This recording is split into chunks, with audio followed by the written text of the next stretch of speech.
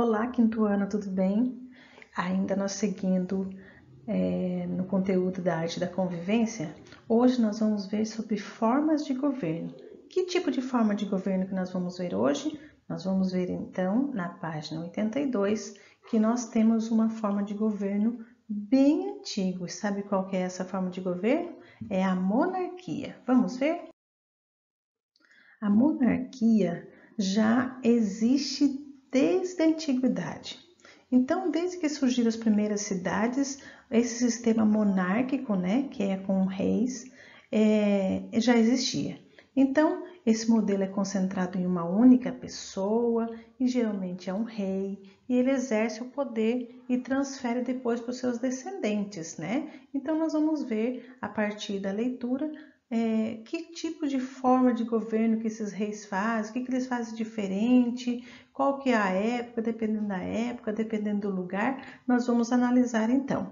Mas o que é essa monarquia? Vamos ver então? Monarquia é um sistema de governo em que o monarca, que seja o rei, né, ou o rei ou a rainha, ele governa o país como chefe de estado. E essa troca, essa transmissão de poder ocorre de forma hereditária, ou seja, de pai para filho, ou quando ele sai do trono, né, ele abdica seu trono, ou então ele morre, que daí passa para o seu herdeiro. Portanto, não há eleições para isso, para a escolha de um monarca. Esse governo de forma vitalícia, ou seja, até morrer. Nós veremos agora, então, o que são os tipos de monarquia. São 3 tipos bem definidos. Tem a monarquia teocrática, a absolutista e a constitucional. Vamos ver, então, primeiro a teocrática. E a partir desse slide, desses slides, né, você vai poder responder a página 83. Vamos lá, então. O poder na monarquia teocrática. O que seria teocrática? Teocracia vem de Deus, tá? Então, a pessoa do rei, ele era como se fosse um Deus, ele era a autoridade máxima, ninguém podia questionar, tá? Então, as principais características desse poder da monarquia teocrática, a maior autoridade de todo o povo é o rei, e segundo, ele governa em nome da divindade, né? Se coloca no lugar de Deus. E no terceiro, ele é adorado pelo povo ou até mesmo considerado a própria divindade. A função do rei, então, ou o seu papel do rei seria, né? Em primeiro lugar, ele lidera todos os aspectos da vida social, o trabalho, o julgamento dos criminosos, a cobrança de impostos. Ele convoca para lutas nas batalhas, caso houver guerra, né? E em segundo lugar, os indivíduos do povo são súditos e ele não tem, o povo não tem direito à liberdade para questionar, né? Não questiona a autoridade real, né? E é considerada então essa autoridade uma autoridade divina. Os países que adotavam esse regime eram o Egito e a Mesopotâmia, mas agora nenhum país adota mais esse tipo de regime. Agora nós veremos a monarquia absolutista.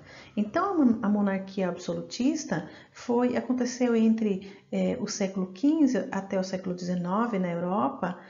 Os reis, então, eles se tornaram tão poderosos e criaram exércitos fortes para defender as fronteiras dos países e manter seus territórios sob o seu domínio. Eles faziam de tudo para monopolizar aquele local. Eles começaram então a cobrar mais impostos, eles unificaram as moedas nacionais, os idiomas oficiais e assim como as leis e o sistema de justiça. Eles então ganharam tanta força, que eles se tornaram um local, né, uma região muito rica. E eles então tiveram as suas navegações muito avançada, eles conquistaram terras, eles tinham muitas mercadorias e riquezas, e além disso, tudo que eles faziam, eles diziam que os seus poderes eram concedidos por Deus. E assim, então, eles reivindicavam para si o poder absoluto sobre a nação e se consideravam inquestionáveis. Ninguém poderia dar pitaco. Eles tomavam as suas decisões e tinham poder absoluto. Qual que era então as principais características desse governo? A principal característica do governo é que o rei governava de maneira absoluta, com grande autoridade, pois é considerado uma pessoa escolhida por Deus para o povo, para liderar o povo. Qual que era a função do rei? Qual que era o papel do rei nesse caso aí? Primeiro, ele definia as leis e o funcionamento da justiça. Segundo, ele treina o exército para proteger o seu país. O terceiro, ele faz uma unificação, né? Unifica as línguas e a moeda nacional, cria uma coisa só, bem unidos, né? E o quarto, os indivíduos do povo são súditos, não têm liberdade para questionar a autoridade real, que era considerada divina. Quais países que adotavam esse regime no passado? Tinha a França, Portugal, a Espanha e a Rússia. Esses 4 países adotavam. Agora, quem que ainda adota? Quem que ainda está com esse regime absolutista? Brunei, a Arábia Saudita e o Vaticano, que é ali o poder, né, monárquico absolutista reina ainda nesses locais. Nós vamos ver agora a monarquia constitucional. A monarquia constitucional ocorreu entre o século XVIII e XIX, quando então os europeus começaram a desafiar o poder dos governantes e eles começaram a ficar espertos e falar: opa, nós não podemos só aceitar aquilo que o rei e a rainha mandam. Então, ele precisa reger ou seguir as normas da Constituição. Então foi elaborado leis, né, no parlamento, aí teve um parlamento eleito, o poder legislativo, aí eles fizeram tudo isso. Escolheram então o primeiro-ministro para ser o chefe do governo, e então várias nações do mundo atual, em diferentes continentes, ainda conservam esse regime monárquico. Então vamos ver quais são as características desse poder, né, dessa monarquia constitucional. O rei é uma figura política importante, mas a nação é chefiada por um primeiro-ministro, eleito pelo povo através do parlamento. A coisa já está mudando nessa questão agora. Aí agora qual que é a função do rei? Deve cumprir a Constituição e as demais leis elaboradas pelos parlamentares eleitos pelo povo. Deve respeitar os direitos humanos e igualdade entre os cidadãos. E quais países que adotavam esse regime então? O Reino Unido. Quais países que ainda adotam que ainda tem esse regime constitucional em vigor até hoje? É o Reino Unido, o Canadá, o Japão, Dinamarca, Suécia, entre outros. Nós vemos agora na página 84 sobre a organização do Estado brasileiro. Você sabia que o Brasil nem sempre foi uma república como é hoje? Hoje nós somos governados por um presidente eleito pelo povo, né? Que vai lá na urna cada 4 anos, faz a eleição, mas nem sempre foi assim.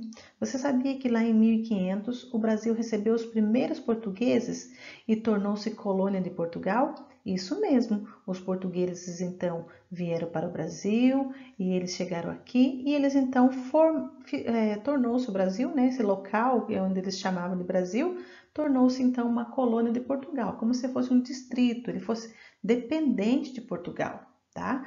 Aí passou um bom tempo, olha, de 1500 até 1822, quando Dom Pedro I declarou o Brasil independente. Lembra? Lá na beira do rio Ipiranga, né? Que ele levanta a espada para cima e fala independência ou morte. Então, ele declara e assina o papel que o Brasil está cortando, né, o cordão umbilical de Portugal.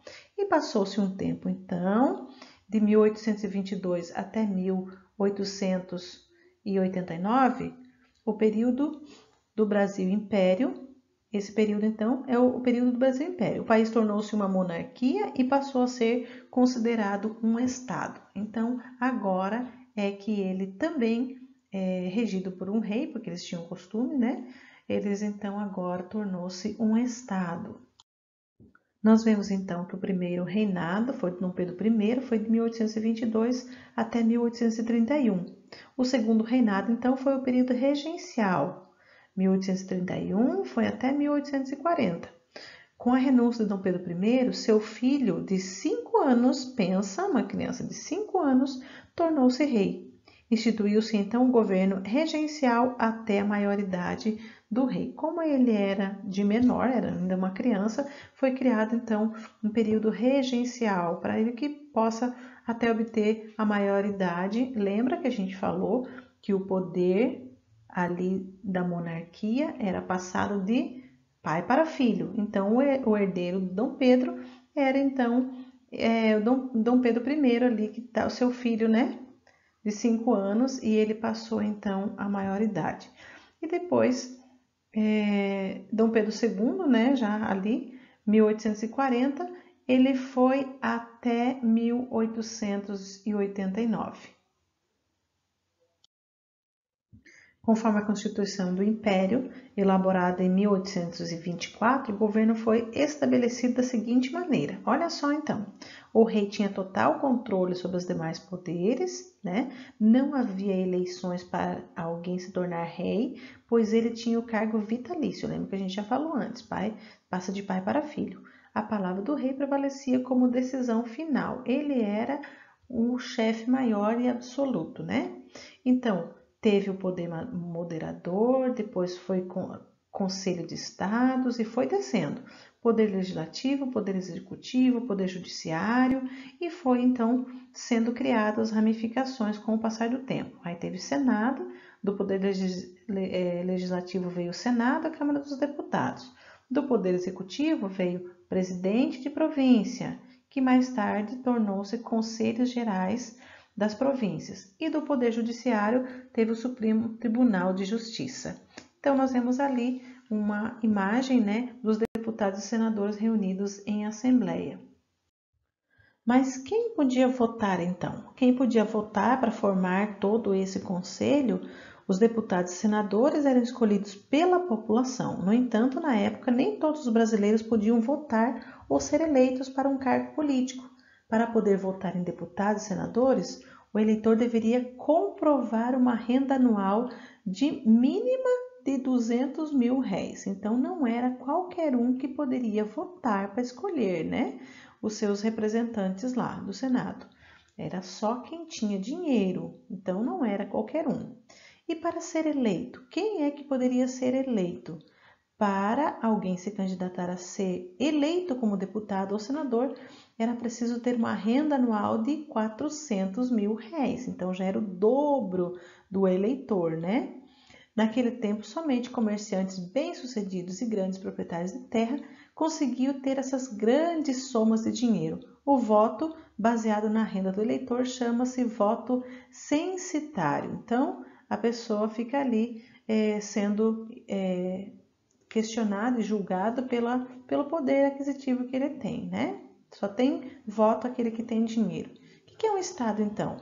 Um Estado é uma sociedade de indivíduos que compartilham o mesmo território sob o governo unificado. Então, um Estado é ali uma sociedade, um local onde eles compartilham, então, os mesmos territórios de governo, tá?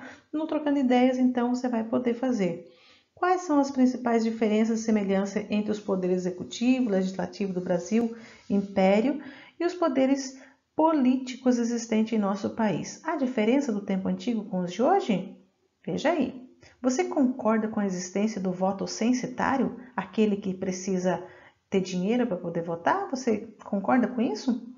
Quais as consequências desse tipo de voto para a população? Me diga aí. Será que não existiria muita compra de voto? Viu só?